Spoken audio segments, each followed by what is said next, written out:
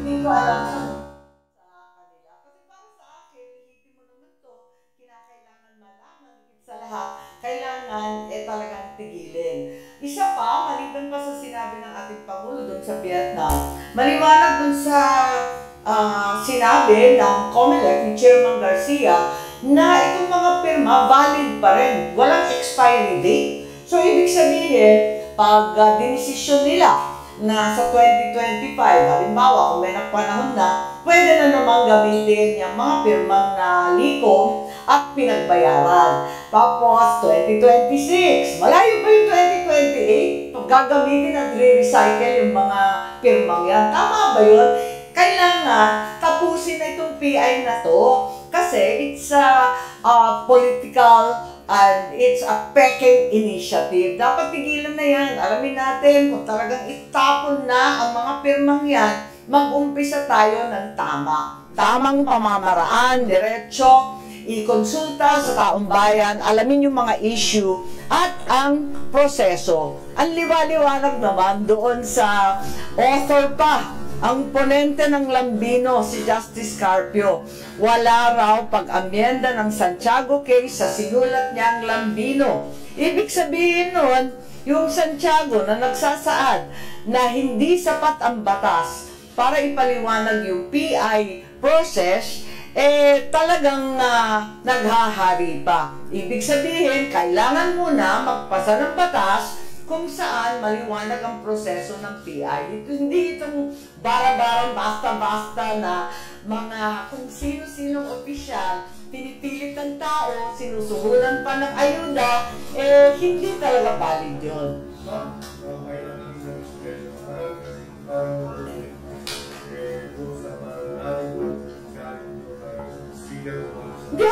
nagalit sa kanya. Wala namang galit doon, hindi namang personal, wala namang gano'n. Wala namang kinalaman sa pamilya, galit na personal. Ang problema, ang nasisira dyan, yung administrasyon, nadala yung pangalan namin. Marcos administration ang winawasak niya. Yan ang problema. Ngayon, kung sino yung pasimuno dyan, hindi ko na alam. Pero lahat, tinuturo siya. Pag gagawin natin sa testimonya ni Mr. Oñate, hindi naman ako nagsabi nun. Sila nagsabi nun. Yan ang problema. Kung sino nakakasira sa administrasyon ng Marcos, siyempre, kailangan iwasto ko. Yun naman ang gusto ko lang mangyari. Ayoko naman makipag-away. Kilala naman ninyo kung tagal-tagal ko na. Hindi naman ako pala away. Hindi rin ako bastos magsalita. Pero pag inunahan ninyo ako, di rin ako uuro. Ayoko kasi itong ginagaslight tayong lahat. Nagagaslight na ako sa ginagawa Kunyari, kami ang nag-umpisa. Kunwari, alam ng tao at People's Initiative. Bakit tayo nilin lang? Kanluloko na to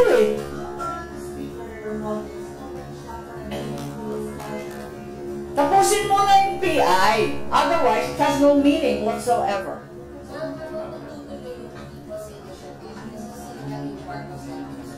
Palagay ko, I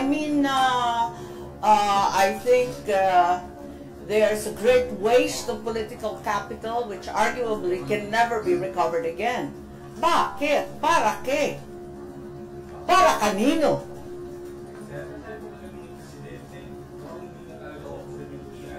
Pero sabi, pinag-aaralan pa, hindi pa maliwanag. Tapos sinabi ni Chairman George Garcia ng COMELEC, inamin niya yung mga pirma, hindi pa tapos dahil valid pa sila at pwede pang i-recycle, gamitin sa susunod na panahon. Walang expiry date Habang nakatambak yan at habang nandyan sa COMELEC, gagamitin at gagamitin yan. Ang layo pa kaya ng 2028. Sabi nga, hindi daw pwede sa 2024. Malabo daw sa 2025. Abay, may 2026 pa, may 2027 pa. Malay natin kung sino yung mga ambisyoso dyan na gagamit ng ganyan. Magkahapon si PBBM, gusto ko, sabi niya about AI, we don't know yet, but I think as of now, the initiative is there will be a way, but it is not. I don't know if that's still one of yun. Isa pang problema yun. Una, I don't know. So, hindi pa sigurado. Walang kasiguraduhan. Kasi pag-aaralan pa ng kanyang mga legal consultants.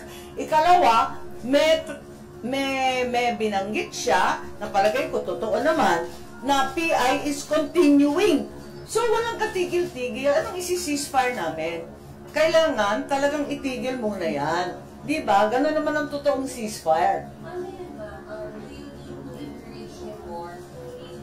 Kasi parang kahit si Paolo, hindi siya sure tapos na yung PI ba? Ano kung dapat gawin yung Senate? Well, yun nga, ang mauuna dyan ay talaga yung COMELEC. Dapat liwanagin nila anong gagawin sa mga pirma na pinasa. Kasi kahapon, walang kaliwanagan. Talagang inamin na pwede pang gamitin yan sa mga susunod na PI. Pwede pang i-recycle yan sa bagong inisyatibo. So, hindi pa siya patay. Hindi pa siya linibing, ika nga.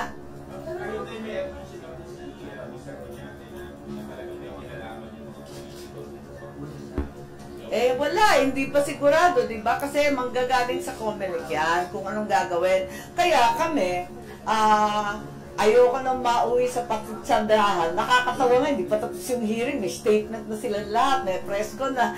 Hindi naman ako nakikipag-away sa mga congressman. Natatawa nga ako kasi hindi pa kami tapos andyan na banat na ng banat At nagkakamot nga ako ng ulo. Sabi ko, nakakatawa kayo wala naman akong binanggit na pangalan Bakit lahat kayo naglulundagan sumasagot? Kaya, ewan ko, baka may feeling demonyo dyan, may feeling kapal mooks, ewan ko. Natawa naman ako.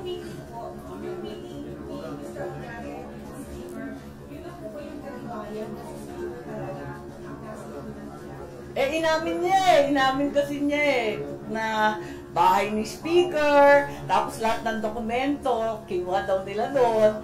Tapos, andun kasi yung mga papeles, di ba? Hindi lang pagkain, hindi lang mismo ang party. Tapos, kompleto, sina Congressman Saldico, lahat ng iba. Nakakatawa nga eh. Kaya lang, eto nga, nagtawanan na yung buong plenary. Pero sa akin, tuloy-tuloy lang tayo at sana sa Davao makakuha tayo ng higit pa mga testigo, mga sinumpaang salaysay ng iba't ibang pinilit na pumirma rito. Isa pa, kailangan pa natin ng isang hearing kasi importante masyado yung Attorney Anthony Abad. Kinakailangan itong pangalan na nasa ibaba ng form ay magtestigo rin para malaman natin. Kilala naman natin siya pero nung dati madali naman kausap yan pero mukhang nasa abroad. So aabangan natin na pagdating niya, kausapin na lang natin kung ano.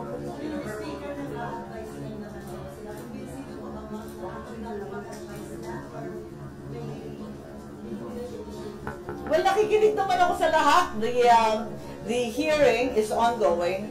I'm not about to draw conclusions right now. Although I think it's become apparent to the public that Congress is somehow involved. Well, napakalaki ng halagang 55 million para sa isang TV ad. At nakakatuwa dahil cash daw ang dinala. Balik na naman tayo sa 55 kilos. At eto nga, hinihinga natin ng resibo, wala naman resibo, donors tax, wala naman donors tax, ayaw naman ipagtapat kung sino yung ibang donor, maliban dun sa kalahating siya nag-donate. So, abangan natin, we'll give them time, although Minority Leader was demanding a breakdown of the expenses at 2 p.m. They were unable to provide it. So, I shall be waiting for the submission. In addition, we are also waiting with bated breath for submissions from COMELEC, documents that they have failed to provide so far. Ma'am, should the Senate encourage PBBM not to make PI an option? Hindi nakikialam ang legislative sa executive. Nasa executive yon. Kahit kapatid ko yon, syempre hindi tayo hihimasok sa trabaho ng iba. Yes po.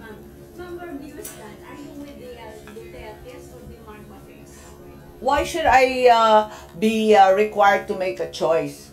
Mahal ko silang lahat. Ang ayoko, yung nakakasira ng aming pangalan. So, ipagtatanggol ko. Alam mo, hirap na hirap kami. 36 years yan pinaglaban. Matapos yung EDSA, no? Talaga kung saan-saan ako napadpad. Ang hirap-hirap talaga ng pinagdaanan namin, ng aking pamilya, ng aking mga anak. Pagkatapos itong hulog na langit na second chance sa aming pamilya, sisirain lang ng kung sino-sino. Hindi naman ako papayag niyan eh. Ma'am, sa tingin nyo, maharap pa kayo ng mga Duterte considering Digong is all out, lalo is challenging PBBM to undergo drug test na. So, maayos pa ba ang relasyon ng mga Duterte at Marcos? Sa palagay ko, ang unity team, talagang may tama na, no? May lamat na talaga ang pagkakaisa, pero sa palagay ko, yung mga principal, hindi naman na magulo eh. Yung magulo, yung mga amuyong dyan sa tabi-tabi, yung mga demonyo at ahas sa laylayan ng palasyo, talagang mahirap dyan eh. Nung bata ako, tinawag ko ng snake pit ang Malacanang. Lahat nagulat. Pati ang tatay ko. Bakit ko daw sinasabing ganon? Ang lupit ko daw. Pero, totoo naman eh. Ganyan talaga eh. Yung demonyo ba? Ano ba yung tinatanong mo kanina? Ang dami mong tanong, sunod-sunod. Mahal pa ba kayo ng mga Duterte at kung magkaayos pa ba yung pamilya nyo? Considering na si Digong ay medyo iba lang. Matagal na naman. Okay lang naman yung mga principal. I think the president and the vice president are able to work together, provided there's no continuous interference from all kinds of harmful and destructive forces. Your last point, ma'am. Yes, can now we allow other people to ask questions, please? What's your take on the challenge of former President Kigo for BBM na pareho silang magsabay ng mag-drug? May ganun ba? Hindi ko narinig, pasensya. Wala akong alam sa drugs kaya hindi na ako sasama dyan kasi talagang sobrang ignorante ko riyan. Sila na mag-usap. Senator, yung testimony po ba ni Mr. Oñate kahapon, di ba dapat parang tapos na yung boxing since sa Lambino case, malinaw na kapag nakialam yung politiko? Hindi, pero mismo yung presidente nagsabi na tuloy-tuloy pa rin. Natuloy-tuloy pa rin yung PI. Tapos, hindi pa sigurado kung patay na yung PI initiative, pag-aaralan pa. At yun nga, yung COMELEC. Ano bang gagawin dun sa mga pirma na naibigay na? Ano bang gagawin sa mga taong gustong i-atras yung kanilang pirma? Meron bang sistema para i-withdraw yung signature? Lahat yan tinatanong ng tao Kasi yung nagbago ng isip, naliwanagan, na hindi pala ayuda yun, wala palang kinalaman sa batas yun, kundi yung konstitusyon. Hindi pala economic provisions, yung pinipirmahan nila, lininilangan pala sila. Lahat yan, mga proseso na kailangan suriin maigi ng COMELEC. Kasi ang labo pa hindi talaga maliwanag kung anong gagawin Pero ma'am, dahil nga po doon sa mga meeting with the Congress, kayo meeting with Speaker Romualdez, hindi po ma'am dapat basis na ito ng COMELEC to dismiss outright whatever they are receiving kasi na may participation ng mga Congress. Yes, I would have thought so. I asked the chairman that, given the very, very clear testimony, videos, photos, many of which we derived from the media, it's clear that the campaign was misleading and deceptive and even involved bribery. That being the case, they should dismiss outright and disregard all these signatures that have already been submitted. Ang liwa-liwanag naman, hindi naintindihan ng tao. Talagang binola sila, may kinalaman sa ayuda, na masasama sila sa listahan o bibigyan sila ng pera. Wala namang kaduda-duda, ang dami-dami nagsalita, at hindi lamang dito sa Metro Manila, andyan hanggang sa Cordillera, hanggang sa Mindanao. Walang linigtas, talaga naman lahat. Ginaslight tayo ng todo-todo. Pagkatapos niyan, tatanggapin ng COMELEC. Sabi nga ng COMELEC, these forms with all these signatures are mere scraps of paper until a petition is filed. Wala nga petition. Wala daw silang jurisdiction. Patanggap sila ng tanggap ng mga scraps of paper. Ika nga. Dapat tigilan na nila. At tigilan nila yung pagtatanggap, pero maliban doon, talagang itapon na yan, ibasura na lahat ng mga forms. Kahapon, di ba, isang advertisement lang daw, 55 million. So, hindi pa na-clear ng committee how much would cover the entire PI na ginagawa nila. Syempre, isang ad pa lang yon. Pag i-imprenta pa lamang ng forms, di ba, yung timbang ng 70 grams na papel, isang rim, di ba, nagbibilang tayo, kung ano pa, di ba. So, lahat yun, dapat siguro, alamin natin ang total cost nitong effort na to. Malaki-laki siya, no? Ang dami-dami ng gastos. But si Oñate ba has the capability financially to cover all the expenses? Sabi niya kalahati lang yung sa 55 million. Parang reported ba? Mukha naman, bilyonaryo daw di ba? Hindi ko siya kilala pasensya, kaya hindi ko masasabi. Pero ang pagkakilala ko, pagkaalam ko, talagang bilyonaryo si Mr. Oñate. Ganun pa man, dapat hindi linilihim yung ibang donors, ano? Kasi may public record yan, may resibo yan, higit sa lahat, may donors tax yan, magwawala yung BIR, sikreto ba yan? Hindi nyo ba i-invite mga BIR to check yung may mga bayan niya at saka to si background meeting? Wala pa raw tax hindi ko nga maintindihan Titignan natin. Ma'am, si PBBM, sabi po niya, is consulting po mga legal luminaries. That's correct. So, ano yung best mode for chat na walang tension between Senate and House? Where is the Senate sitting on here? Ano po yung mas gusto niyo? I'm sorry? Nasa ng Senate dito sa nag-aas? Well, like I always said, unang-una, hindi ako naniniwala na ang charter change ang pinaka-importanteng problema sa pangkaraniwang Pilipino sa mga araw na ito. Ang pinaka-importante ngayon, yung cost of living. Kaya mahal-mahal mabuhay ngayon sa Pilipinas. Hindi biro-biro maglagay ng sapat na pagkain sa bawat pamilya. Ang mahal-mahal ng gasolina, 280 naman ang tinaas. Ang dami nating gulo, pati sa PUB, wala pang plano matapos ang Abril. Sunod-sunod ang problema natin ng El Nino. Talagang tinamaan na kami at ilang pang mga probinsya. Sa tingin ko, yan ang pinaka-importante. O sige, sabihin na natin na kinakailangan harapin yung tsatsang yan. Hindi kami tutol sa Senado sa tsatsa. Di rin kami tutol sa PI o sa economic provisions. Ang tinututulan natin, itong sistema ng PI, na unang-una, walang batas, maliwanag kahapon. So, kailangan isabatas muna ang sistemang susundan. Hindi itong bara-bara na suhol, pilitan, takutan. Hindi naman tama yan. Nakita naman ninyo yung mga testigo, takot na takot, nanginginig. Nakabalot pa, nakamaskara pa, nakasombrero pa, kung ano-anong suot para lang hindi makilala. Takot na takot sa kanilang mga opisyal, baka daw maghigante. Yan ang problema. Huwag naman ganun. Huwag naman takutan. Huwag naman ninyo sinasamantala yung kahirapan ng karamihang Pilipino. And related mo dyan, may offers habol ang House leaders compromise for the Senate to adopt yung Chacha Dynamic natin bill. Tapos and that, no questions asked, kaya adopt nila. Tapos daw Hindi ko nga maintindihan pa paano ba yon. Anong klase yon? How will we adopt it? Batas lang ba yan? Hindi ko naintindihan eh. Iba-iba yung proposal nila. Ang bawat umupo, iba yung sinasabi. Kaya hindi ko maintindihan. Iba rin dun sa sulat nung speaker kay SP. So, I don't actually understand what the proposal is at this point. Anong i-a-adapt?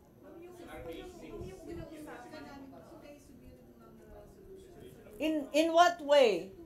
Because if you will look at Resolution 6, it's very clear that a 3/4 vote of each house voting separately is required. So, ibig sabihin, kung 3/4 vote, parang nag-con-as tayo, Constituent Assembly.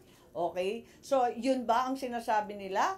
Or yung alternative PI na nandun din sa sulat? So yung nila is for the Senate to adopt and for the Senate to approve it and the House to adopt. So currently it would be separate voting like by the two chambers.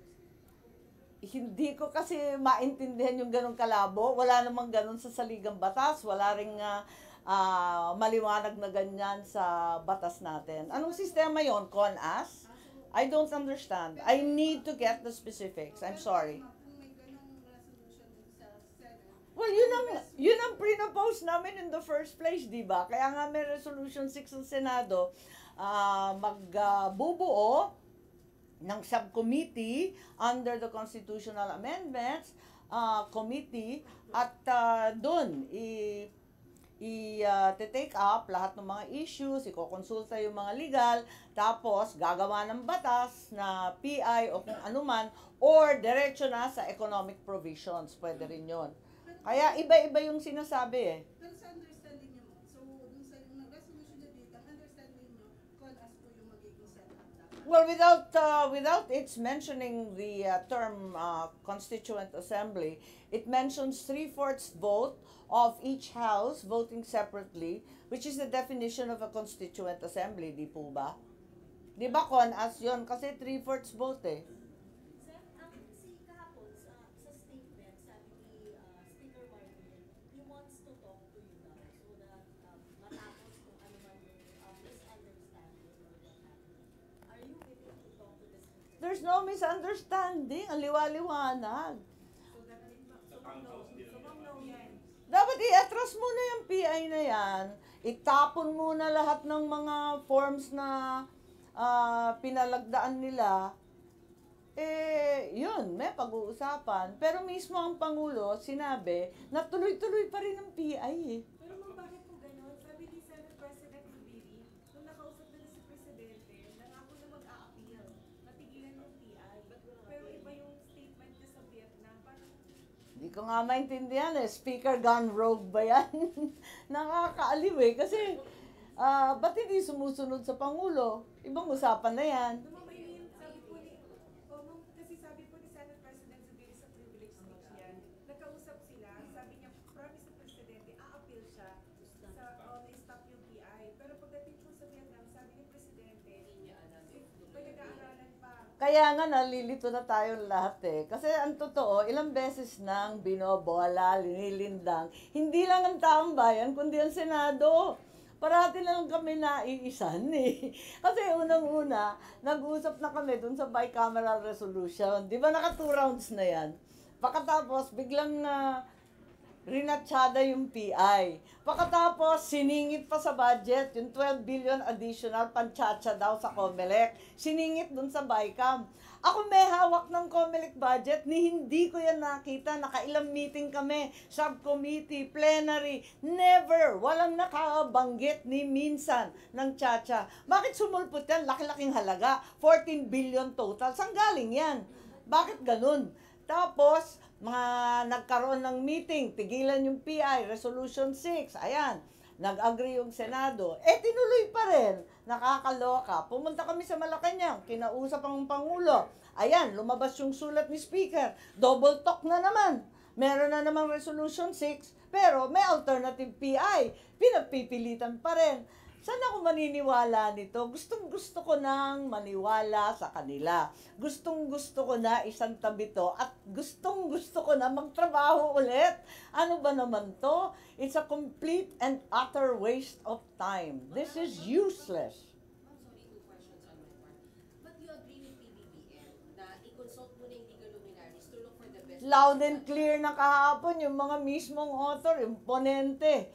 Nagsabi na, liwa-liwanag eh. Santiago is the prevailing ruling. Ibig sabihin, kung yung kasong Santiago ang prevailing, wala pang batas tungkol sa PI. So, first order of business, let us craft a law that defines the procedure for the PI. Yun muna, di ba? Umpisa sa umpisa. Walang ganito. Senator, dapat po ba si Speaker yung diretso din magsalita na tigil na yung PI? Kasi kahapon, inamin niya na nag-a-advise nga siya sa mga nagtutulak ng PI. So now that he has admitted his role in the full process... Baka sabihin, nakikialam ako sa trabaho nila eh. Hayaan na natin sila. Pero para mas maging kapanipaniwala yun. Ibig mo sabihin, mas maniniwala sila kay Speaker kesa kay Pangulo. Parang ano ba nangyayari? Ang sabi niyo, ang concern mo, may sumisira sa administrasyong Marcos. Nakakasira to, di ba? We are expending unnecessary political, we are expending extremely valuable political capital, which may never be recovered again. I mean, wala nang mas mapalad sa mundo kesa sa pamilya ko. Binigyan kami ng ikalawang pagkakataon. Hulog ng langit yan. Galing sa Diyos yan. Bakit sasayangin sa ganitong pamamaraan na sinusuhulan ng tao, sinasamantala ang kamangmangan, linilin lang. Hindi naman namin gawain to eh. Hindi naman gawain Marcos to eh. Pero do you think nakikita ni President Marcos na may mga tao sa paligid niya na posibleng sumira sa kanyang administrasyon? Sana. And he is capable, ma'am, na kontrolin yung mga tao na yun na sumisira sa... Well, yun nga. Kaya nga pinagdadasal ko na yun nga, na matauhan siya kasi nga, hindi naman dapat palibhasa mabait yung isang tao, sasamantalahin mo. Ma'am, yung binabanggit yung demonyo ay babae o lalaking malaki? Kanina ka pa. Okay. Ma'am, sorry, isa lang. Kay Pangulong, sorry na tayo sa kay Pangulong Duterte lang, ma'am. He stands by his accusation that the president is drug addict. Hahanapin niya raw yung PDEA report. Kasi PDEA saying wala naman sa listahan si PBBM. Your comment on this na talagang all out na si PRRD against PBBM? Alam mo, hindi ako marunong sumagot dyan kasi hindi ko naintindihan yung usapin droga. Kaya naluloka ako sa banatan na yan. Sana sila na ang mag-settle niya ng magkaintindihan. Hindi ko alam. Ma'am, merong i-move si President Duterte na magsasolicit ng signature. Oo. Ang end goal, hiwalay yung Mindanao sa Pilipinas. Actually, matagal na natin naririnig yan na mag-independent Mindanao na po. At sa ibang sektor sa Mindanao. Dahil lagi natin na kakaligtaan, lagi silang lugi sa budget, sa development. Talagang popular sa ibang sektor yung sentimentong yan. Ma'am, kailangan ba ano yung invitation na nakikita mo sa Well, ang totoo, pag pumunta ka talaga sa Mindanao, taga Ilocos ako sa kalsada pa lang, awang-awa na ako sa kanila Talaga naman iilan lang ang kanilang mga kalsada. Yung iba, ginagamit pa rin yung mga pinatayo ng tatay ko. Luma-luma na, nakakaawa naman. Tapos may mga lugar na talagang hindi mo na maabot. Ang hirap-hirap ng puntahan. Tapos luging-lugi sila sa kuryente. Naku, talaga naman maaawa ka. Kaya yung sentimentong yan, popular sa Mindanao. Pero sana pinagdadasal ko na hindi naman mangyari. Ayaw naman natin na mawatak-watak ang Pilipinas. kayo ma'am as is, where is muna, improvement na lang na governance? Well, para sa akin talagang historical injustice na ang makikita sa Mindanao. Dekada, centuries na hindi talaga pinapansin. Yes, their president tried to catch up, pero you can't catch up in 6 years no matter how aggressive the president from Mindanao was. The reality is you are catching up with centuries of injustice and inequity. But at this point, Senator, hindi niyo po susuportahan yung hope or Wag naman. Nakakaiyak naman na mawawatak-watak ang Pilipinas. Sobrang sakit naman yun. What can we expect from the Davao hearing? Well, I'm hopeful that more witnesses will surface with concrete affidavits and narrations of facts. So that's what we aspire to derive. However, the weather doesn't seem to be cooperating. They've suspended classes today in Davao, so I'm hopeful that things will improve very quickly.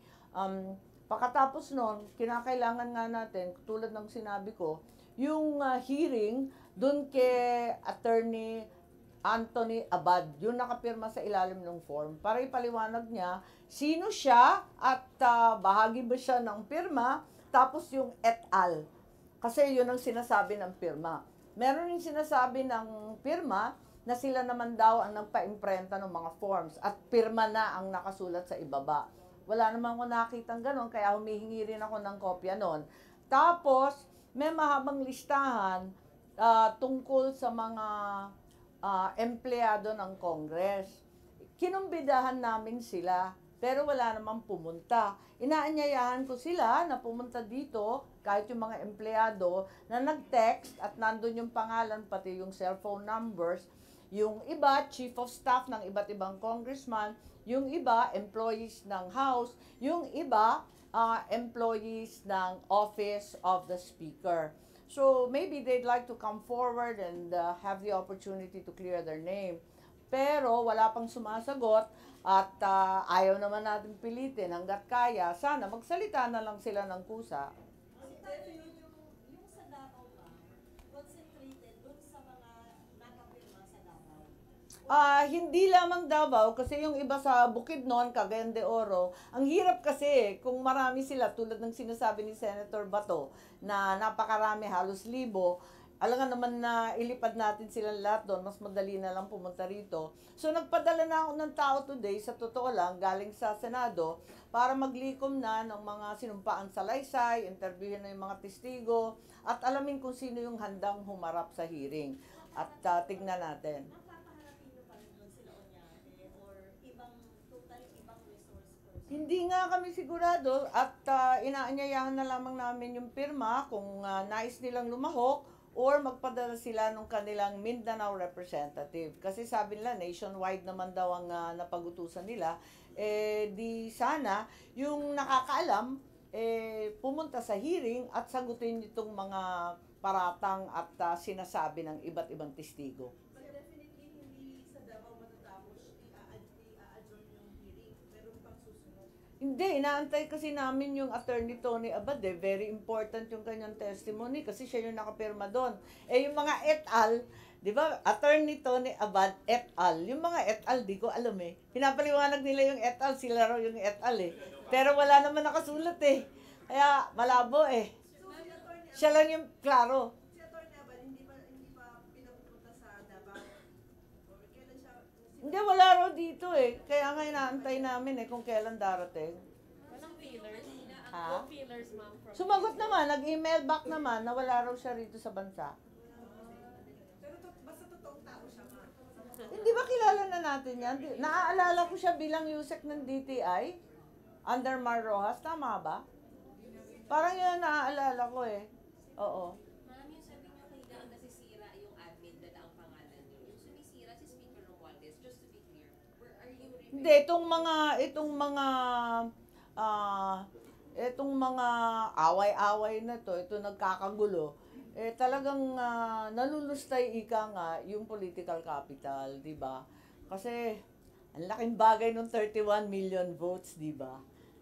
Eh syempre nauubos yun kasi ang tao parang nabudol eh. Bakit akala natin mapupunta tayo sa agrikultura, akala natin public transport, akala natin dun sa infrastructure, kasi yun ang may tatak Marcos eh, di ba? Abay, ba't nauwi dito sa Chacha? Kaya nahihilo yung tao at minsan tinatanong sa akin eh, ma'am, iba yung binoto natin. Bakit tayo nabudol nito? What can you say to criticisms na unity na nga lang daw yung pangako ng BBM administration na wala pa 2 years into the... Well, talaga namang nakakasama ng loob. Aaminin ko na masakit talaga.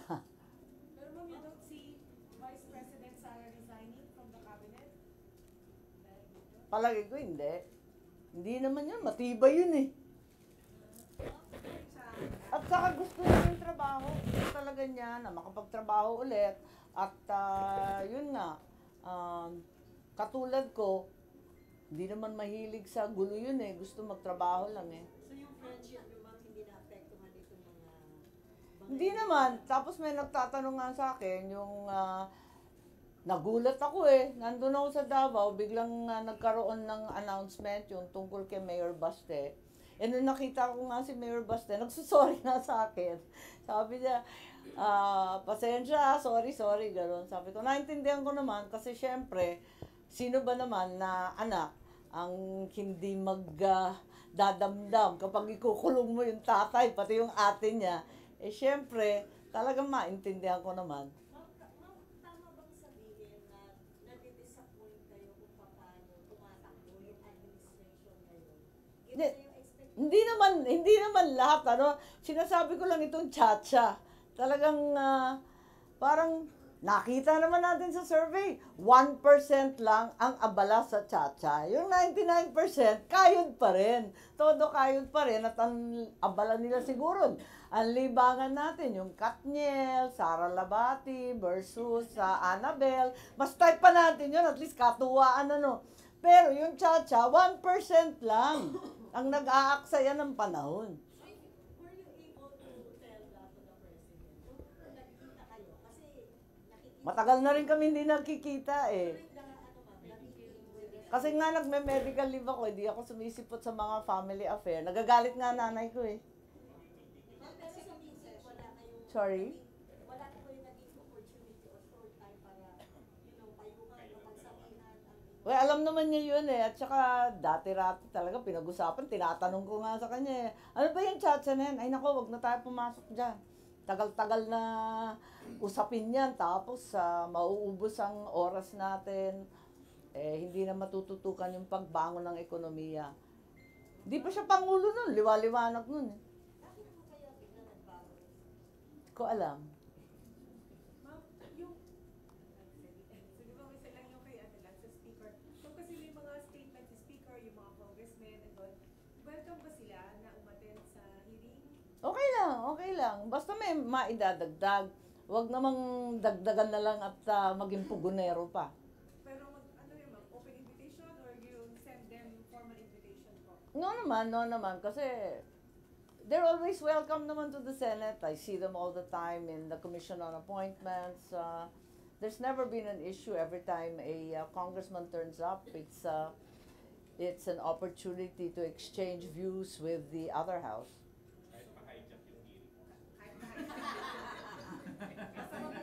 Kasi iba ng topic, so point of order lang at nagagalit yung ibang senador kasi marami silang pinaghandaan na mga topic at marami silang katanungan, hindi sila makatanong.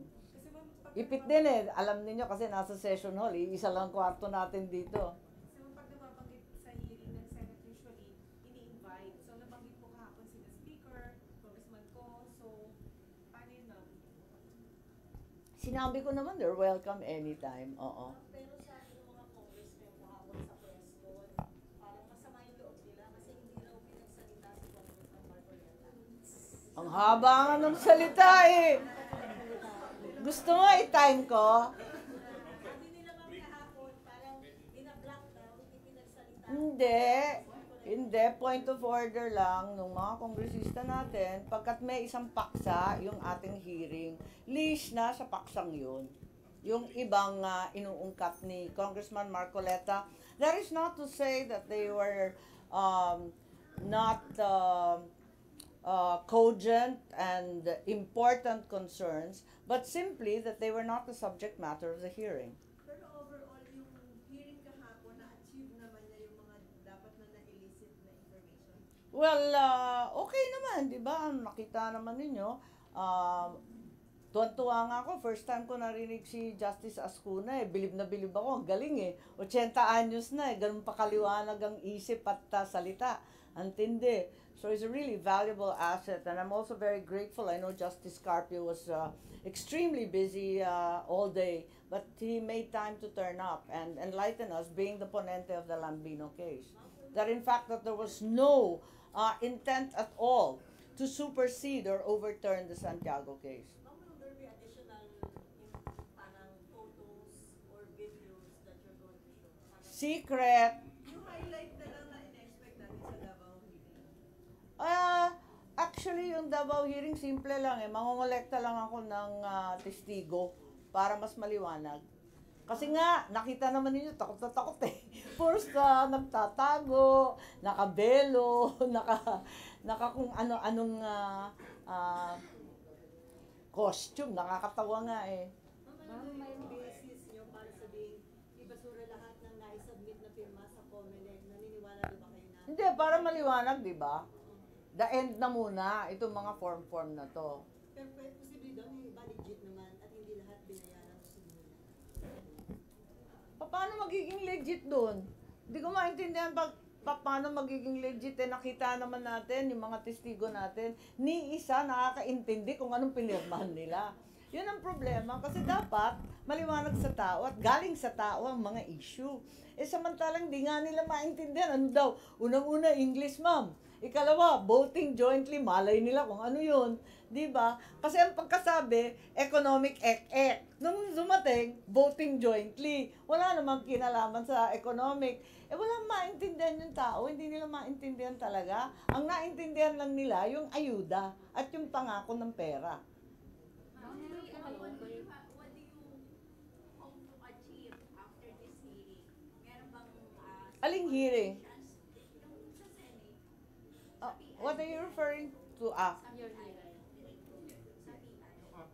Sa PI. So, merong yung possibility of some politicians being held liable in case proven na Well, ideally, well, it's always in aid of future action, oversight, or legislation, di ba? Hindi naman kami korte. So, yun ang parati nating iniisip. Unang-una, naging maliwanag na kinakailangan may bagong batas tungkol sa PI. So, natumbok na natin yan, maliwanag yan. At ikalawa, may nangyari talaga na signature buying. Bukang maliwanag naman talaga yon. Natumbok naman yung kahapon. At may kinalaman ang ilang opisyal. Yon ang maliwanag. Ngayon, yung iba pa doon, maliban pa doon kung sinong paparusahan at sino ang liable administratively or civilly or criminally, di pa natin alam. So, kinakailangan tuloy-tuloy muna yung investigasyon hanggang matapos yung pakay ng aking resolution. Dalawa yun eh. Dalawang resolution, 902, 903. Yung isa, yung tungkol sa batas, yung 903, sa palagay ko, maliwanag na yung 903 na kailangan pa ng bagong batas para isaad. yung tamang proseso ng PI. Kasi first time natin to, samantalang yung CONCON at CONAS, medyo may karanasan na tayo riyan. Yung 902, yung una kong resolution, yung tungkol sa signature buying, yun ang hindi pa halos maliwanag. Ma'am, may narinig po kayong concerns from the Foreign Chamber of Commerce regarding this political squabble between Senate and House of Representatives. I think it's not a squabble. I wouldn't demean it that way. It's a very, very serious constitutional concern. But certainly, sa lahat ng ayaw ng negosyo, yung unpredictability. Gusto nila tuloy-tuloy. Pareho yung legal framework, maayos ang regulatory infrastructure, tuloy-tuloy ang negosyo, ang batas, ang administrasyon. Ayaw talaga nila ng alitan. Mas lalong wala talaga ang foreign investment pag magulo. Initial direction na yung sa magiging committee report nyo, sa idadraft nyo. Well, sinabi ko na maliwanag para sa akin na kinakailangan magtrabaho muna tayo at gumawa ng bagong batas kung saan maliwanag ang gagawin sa anumang PI na susunod. This will set parang guidelines. Yeah, it has to be a very, very clear-cut law. Unang-una, yung batas natin ngayon, ang liwa-liwanag, kontra sa konstitusyon, dun lang sa timeline, 45 days to 90 days. Yung sa atin, 60 to 90 days, mali na kaagad. Alam natin, pag hindi sumusunod sa konstitusyon, unconstitutional, di mali na yon. So we really have to start from scratch. Gawin muna natin, tulad ng sinabi nila, gawin muna natin trabaho natin. Ma'am, you're open to PI, but if you have it your way, no cha-cha. Is that... No, we're open to anything. If the president deems that it's very, very important, even if, in my personal opinion, it is not the most urgent or the most important subject for the Filipino family today, if the president deems it absolutely urgent and important, we are not in any way against any charter change or CONCON or CONAS or PI or even the economic provisions. I'm sorry, clarify nyo lang. Doon sa gathering signatures, doon po sa idadraft nyo na batas, magkakaroon din ng expiration date yung mga magagather na signatures. Hindi pa namin napapag-usapan, pero parang tama naman dapat na ganun. Hindi naman forever and ever. Mamaya namatay na yung tao, nagbago yung isip, naglipat ng lugar. Kung botante nga pinapaltan yung registration, bakit yung pirma niya forever and ever? Tama ba yun? Ma'am, yung lang, doon sa, di ba, sabi nyo may 12 billion na biglang nailagay sa COMELEC and you will sponsor the budget. Ano ang dapat gawin doon sa biglang sumulpot na 12 billion pesos na ito?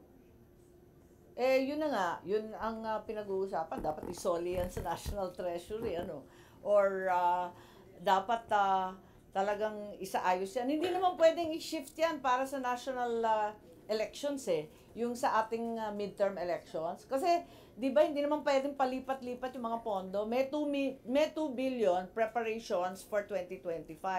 Pero yung 12 billion, talagang nakasabi pala doon, Chacha Hindi man pwede yun. Kung wala ng Chacha, ibabalik yun. Pero, constitutional body ito, so hindi naman sila nagsusoli. So, tignan natin. Pero dapat, i-reserve na nila doon sa talagang kinakailangan ng COMELEC. Nung ako, naghihiring yan sa subcommittee, marami talaga silang hinihingi. Halos 17 billion kung total isusuma mo. Dahil ang hinihingi nila, opisina, na naintindihan ko. Kasi parati nilang squatter yung COMELEC sa City Hall, sa Kapitolyo. Tapos, ang kanilang salary grade, ang baba-baba, panahon na itaas. Tapos, humihiram sila ng mga empleyado sa iba't ibang mga opisina. Talagang hindi tama yun. Paano na masasabi na objective, fair, and not aligned ang COMELEC? Pag masyado silang beholden sa LGU, nanglilimos sila ng lugar, ng papel, ng sasakyan, talaga nakakaawa sila. So, maganda itong 12 billion, ibalik natin sa COMELEC, dun sa talagang kailangan nila na hindi Chacha. Pero according to Senator Chis, the Constitution, Yes, ang COMELEC nga, kasi nga, normally, ang mangyayari dyan, ibabalik sa National Treasury. Pero, in as much as it's a constitutional body, talagang nasa kanila na yung pera, sa kanila na. So, ang suggestion ko, scrap muna itong tsatsang to, palibasa hindi nga tayo maliwanag kung paano yung process ng PI, at itong 12 billion, ibigay na natin sa mga empleyado, aumentohan na yung sweldo, dagdagan na yung kanilang mga building o kaya yung paupahan para kanila na at tunay na objective, detached, and non-aligned ang COMELEC. Sir Manolo, congressman, kaya. Problema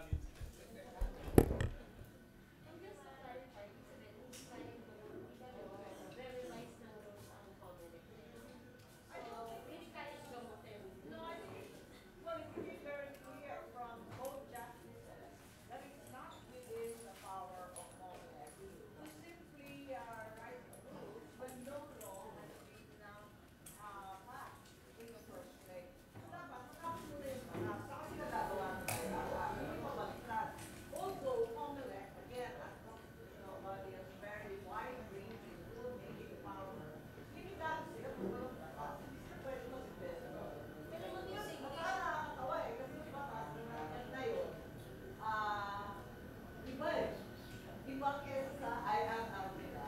Na iba pa rin sa constitution, yun ang pwede gano'n. Lahat kami value. Kailangan yung sarili ng mga sumamuna. Tapos yung batas, tapos yung IRR. Hindi ganito. Inamin na ni Chairman na ang problema sa IRR nila, sunod-sunod, tumanggalin pa sa batas na may mali. Dapat literal na ibasura. At saka, huwag nang iwanan mamaya buhay. Sinasabi ko eh, parang sakit ka na, alam mo na, tapos hinto ka sa pagkakanon. Tapos, lalala, hindi mo na naagapan. Yan ang papatay sa demokrasya. Ikaw na kailan litaw na yan, di ba? Kay Masakay ka, kay Conco yata. Tapos ikalawang bi-country. Tapos ikaw sa budget insertion, sa BICAM. Tapos eto na naman, at sa BI. Tapos nag-resolution 6, lumitaw na naman sa letter. Parang yung eh. Parang chronic disease. Oo nga, babalik pa. Ang dapat masunod for them, yung mga anak. Parang kaya na parang maiwanan. Parang kasi makabalik ka, baka makuha sa Kasi dapat talaga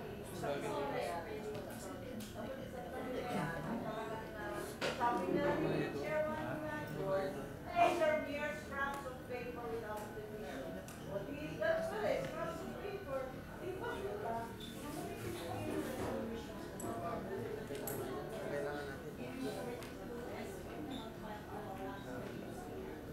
Yes, that's correct. I think that we should exhaust all legal measures in order to put a stop to an illegitimate, unconstitutional PI.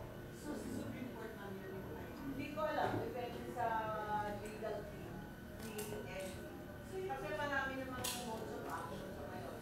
Para sa akin, parang hindi pa hinod para sa Supreme Court.